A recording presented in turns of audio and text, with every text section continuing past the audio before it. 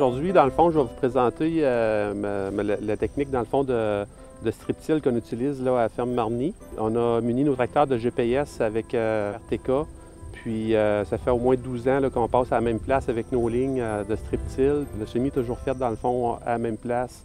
Les premières années, on labourait à chaque automne. Ça faisait beaucoup de roches à ramasser, beaucoup de travail, beaucoup d'usure de machinerie, beaucoup de fioul.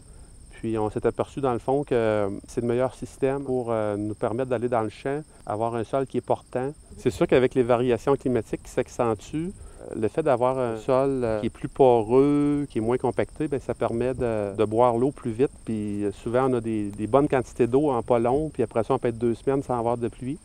Fait que ça permet, dans le fond, le sol d'aller capter toute l'eau, ça fait moins de ruissellement.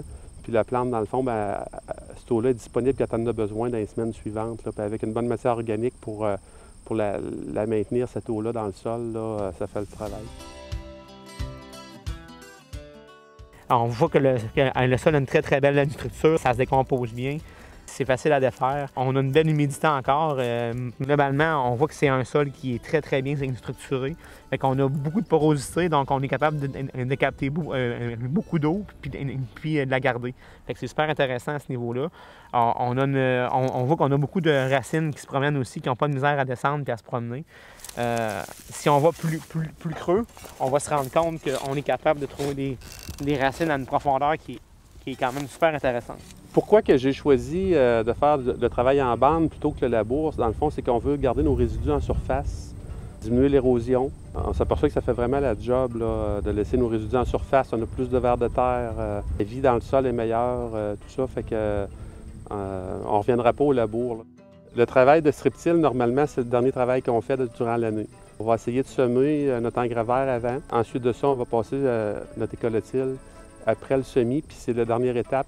Puis on ne retourne pas dans le champ avant le printemps suivant. Les engrais verts vont être mis, dans le fond, après la récolte de blé d'automne, comme intercalaire dans le maïs, que, dans le fond, lui ne sera pas détruit, puis ça va survivre à l'hiver. Après notre soya, dans le fond, on n'en met pas parce que c'est notre blé d'automne qu'on va ressemer après notre récolte de soya qui va servir d'engrais vert. Ça fait qu'il y a 2 années sur 3, dans le fond, on sème un engrais vert. Puis la 3e année, c'est notre blé d'automne qui sert de culture vivante là, sous la neige. Fait qu'on a toujours quelque chose de vivant.